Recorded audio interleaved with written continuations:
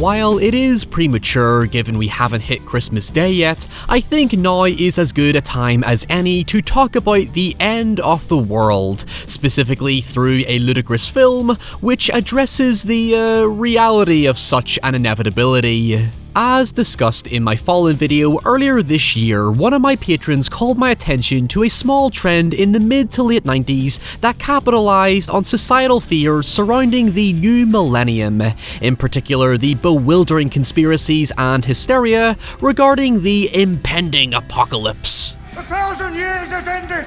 The Archangel is loosed from his prison! On the one end, we had the Y2K bug suggesting that due to a technical error within computing technology at the time, when the calendar reset at midnight, we would essentially be faced with a global Skynet catastrophe. It sounds ridiculous now, but back then there was a lot of distrust around technology that was only further exacerbated by not only the ignorance and uncertainty of it, but also the many speculative works of fiction built around it. On the other end, we had the usual cycle of doomsday horseshit. Some believed the devil would inherit the earth, while others believed Jesus would return and the long-awaited rapture would finally occur, as the Book of Revelation suggested. So 666 becomes 999, like in 1999, the year of his return. However, as we all know, if there is one hero the world truly needs but doesn't deserve, naturally it's Arnold fucking Schwarzenegger. No! 1999's End of Days basically boils down to Arnie versus the devil, and while that sounds like a beautifully bonkers idea for self-aware, borderline satirical action genre thrills, if only it were so simple. Who the fuck are you? Oh, I think you know who I am. End of Days is actually a very dark and surprisingly bleak supernatural thriller that takes its absurdities so seriously that you'll start to wonder whether humanity is even worth saving. I saved the life today. What the hell did you do? I let it go. No, I know what I heard. Don't get me wrong, I would not be talking about this if it wasn't peak 90s guilty pleasure schlock, but holy hell do you need to go through a grind to get there, because honestly, the best way I can describe it is Seven, but with much higher spiritual stakes. Set in the final days of 1999, the story follows an ex-cop exquisitely named Jericho Kane, who works for a private security firm with his partner Bobby Chicago, as they investigate a delusional priest who attempted to assassinate their newest client, a Wall Street banker, who, unbeknownst to them, was naturally possessed by Satan.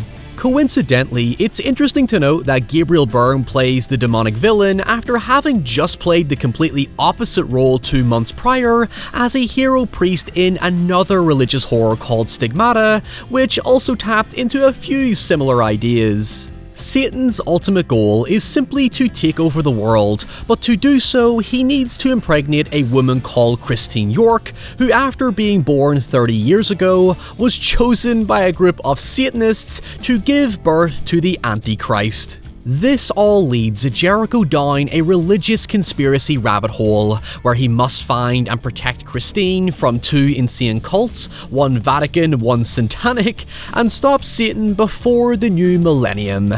Piece of piss. Why don't you just stop with this church talk and tell us what the hell is going on? Now, before I go any further, this is the last stop for anyone wanting to get off the train. I'm not going to spoil the ending until much later, obviously, but I'm going to warn you now, I will be jumping about specific parts that may or may not ruin this special experience for you. As we go along, please leave your thoughts in the comments below and a cheeky wee like to feed the algorithm gods. And just to give you a little more time to process that synopsis, this video is sponsored by ExpressVPN. Now that Christmas is finally here, I'm about to take some time off to shamelessly indulge in mindless seasonal horror flicks.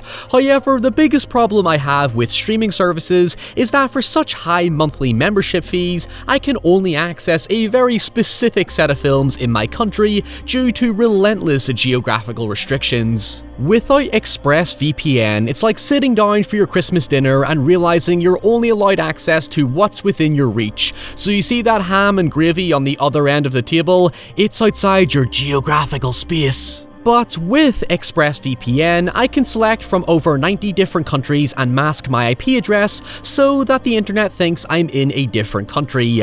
As such, I can unlock films from virtually any region on various streaming services such as Netflix and Shudder. For example, I was looking to watch that trashy Jack Frost slasher flick on Shudder, but since it's unavailable in the UK, I discovered it was on Shudder Canada and simply selected a Canadian server from a drop-down list, clicked connect, and instantly accessed all that frosty, gory goodness. The same thing goes for my all-time favorite Xmas horror Black Christmas, which is available when I switch over to the US server. Heck, if you're using Netflix in the US and want a wonderful Xmas horror, Krampus is available when you switch over to Netflix UK, so regardless of where you are, why not get so much more value out of your streaming subscriptions this holiday season with ExpressVPN and save some money you can spend on your loved ones and, most importantly, yourself. Find out how you can get 3 months free by visiting expressvpn.com/Ryan.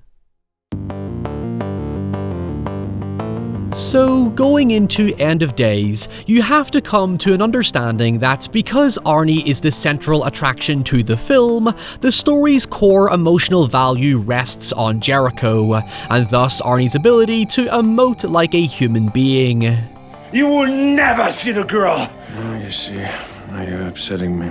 A lot of your engagement with the story will come from your patience to reason with what the script provides, because Arnie is just fundamentally incapable of portraying what is a complex, if fairly archetypical, tragic hero, and so there's very little nuance to grasp at.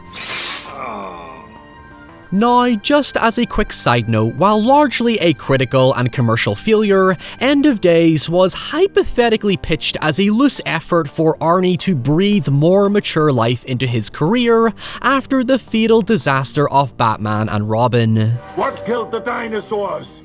The Ice Age! Apparently, James Cameron had some involvement in getting the project into production after the original director Marcus Nispel and actor Tom Cruise dropped out, and given Cameron and Arnie had collaborated so well together prior, especially on the one Y2K film that actually mattered, Arnie trusted his judgment on the project. However, in a 2012 interview following Arnie's return to cinema, he very openly criticized replacement director Peter Hyams and his bastard of a production as visually and intellectually uninspired. The film was seemingly trapped in development hell, with things being made worse by Arnie supposedly regretting his decision to participate in the project due to the lack of a clear, coherent vision. I want you to go to hell. Anyway, Jericho's backstory is remarkably harrowing. He's set up as a disheveled, suicidally depressed alcoholic whose idea of breakfast is putting all his leftovers into a blender. Oh, I'm good. The plight of his character is that his wife and daughter were mercilessly shot dead by hitmen after Jericho testified against what I think were crooked cops. It's actually kind of vague about it, and not only does he now live with the guilt of not being able to save them, but also blames God for abandoning him in a time of desperate need. As such, you have the usual bare-bones crisis of faith that's inevitably restored when all hope is lost. But to its credit, there is a fairly decent scene late into the story where it does try to address it in a somewhat thoughtful manner. What do you want? To make you happy again. There is arguably a very loose theme to the story, in which Satan's main ability is to exploit humanity's selfish temptations. When Satan eventually confronts Jericho to reveal Christine's location, instead of using pure violence, Satan actually plays perfectly into the banker persona and offers a suspicious deal to resurrect Jericho's family and essentially give Jericho back his lost time in exchange for a girl that ultimately means nothing to him. The strength of the scene comes largely from Byrne's performance, as he gives this profound and persuasive argument as to why Jericho should just take his offer, given he's a man who supposedly has nothing to live for. You're on his side. He's the one who took away your family.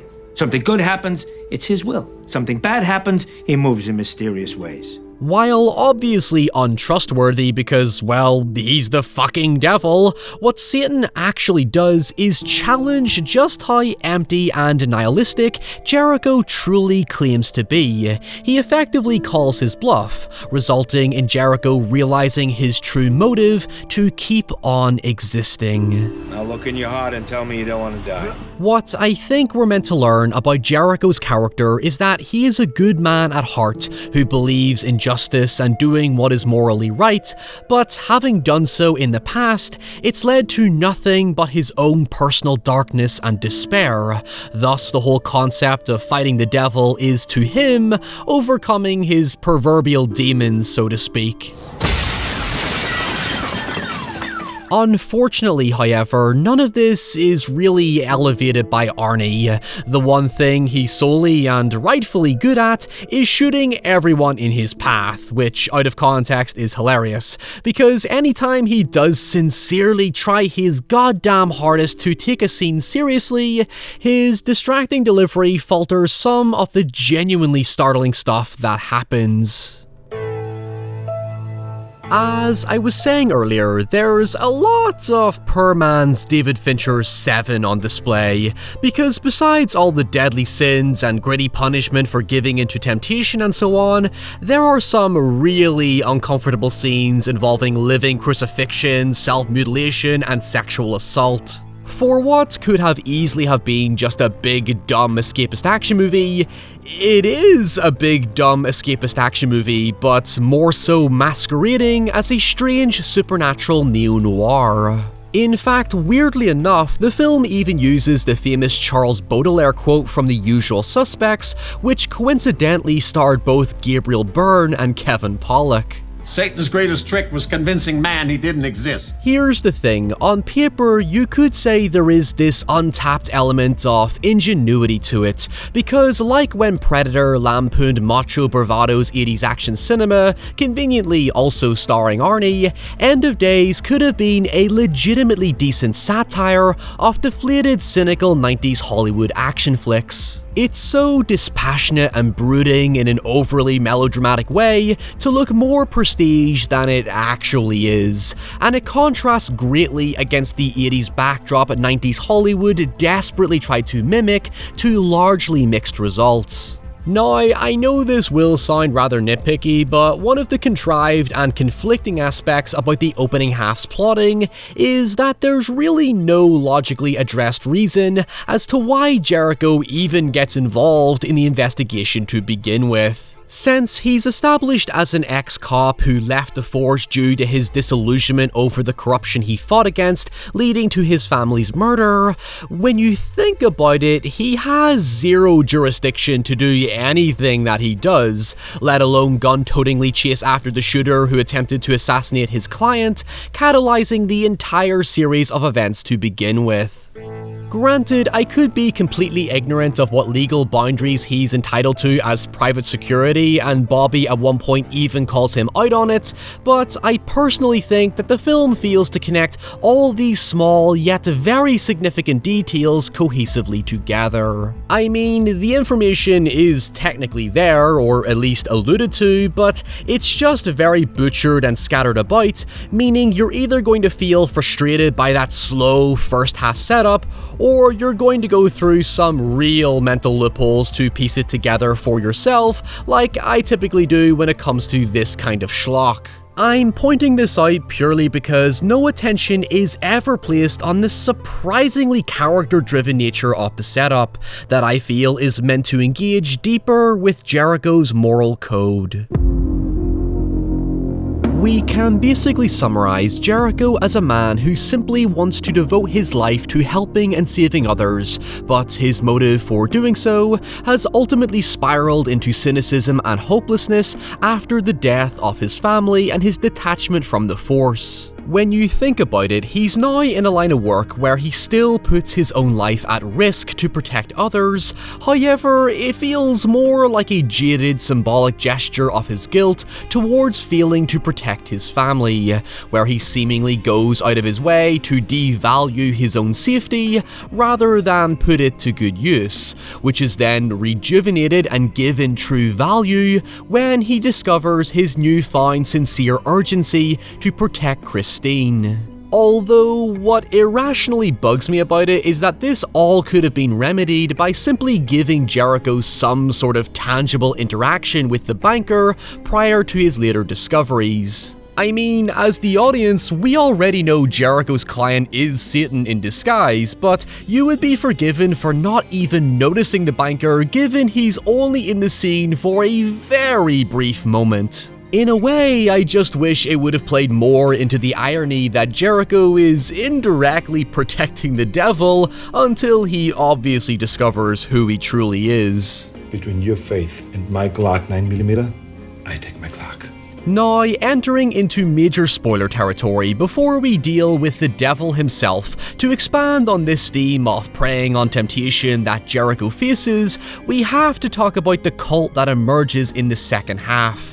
I personally think this is actually one of the most effectively creepy aspects of the story, because it takes on a sort of Lovecraftian vibe, specifically the shadow over Innsmouth, as Jericho and Christine find themselves increasingly isolated by both a horde of seemingly possessed townsfolk and, most importantly, their once most trusted companions Bobby and Marge, who are eventually in cahoots with the devil. What's compelling about the latter in particular is that after Marge is mowed down by Jericho during his initial escape, and Bobby is killed in a car explosion after Satan pisses gasoline and sets him alight, they're both very explicitly shown to be resurrected.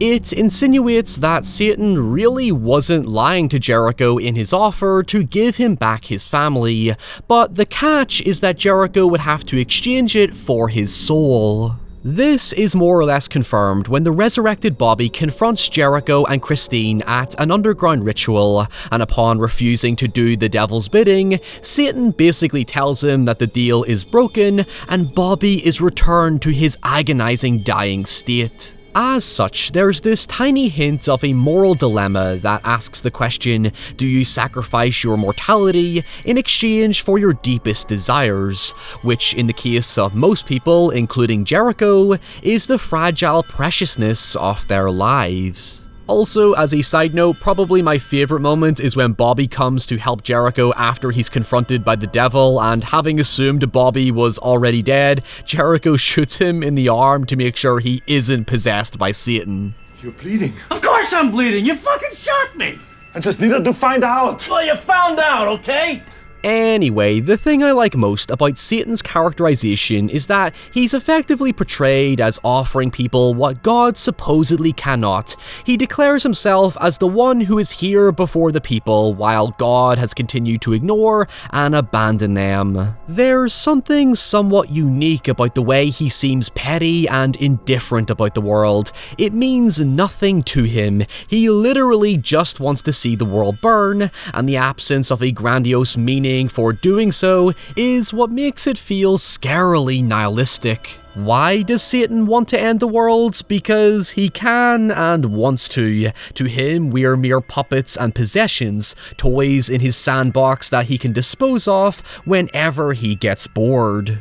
Unlike Jericho, he has no concept of value or empathy. He just wants to fuck and do evil shit. He just oozes sin and damnation everywhere he goes. Hell, there's all this talk throughout the story about how Satan cannot enter the church because it's a safe haven he's been banished from, but then later he just wanders in and fucking murders everyone. Also, it is worth noting that it stays fairly true to the actual wording of the Bible, as Satan is not in control of hell, more so he's a prisoner sent there by God, but has now escaped.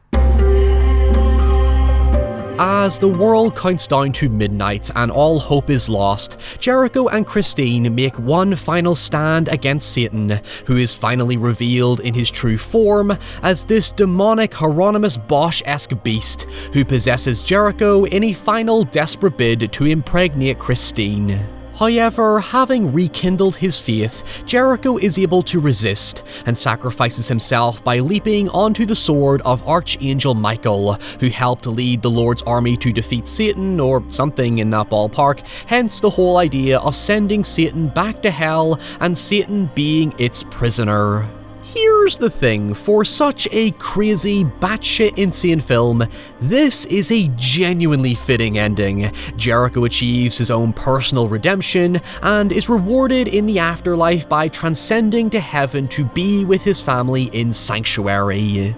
It's just a perfect way to bring everything full circle, because there was supposedly an alternate ending where Jericho survives and ends up with Christine, which to me is a shitty cop-out Hollywood ending, given the idea of them ending up together totally goes against the father-daughter relationship they seemingly share, when earlier in the film, Christine possesses a ballerina toy that Jericho's daughter also once owned. Again, it's one of those under-addressed moments where clearly it's meant to add further symbolism to Jericho's story. And with that, we come to an end, not only for this video, but also for the year. I don't exactly know when I'll be back yet, but if you follow me on Twitter and hit the little notification bell, you'll know as soon as I do. Thank you so much for watching my videos in 2021. I am eternally grateful for your continued support and patience. It's been a really exhausting year, and until next time, stay safe, have a very Merry Christmas, and Happy New Year.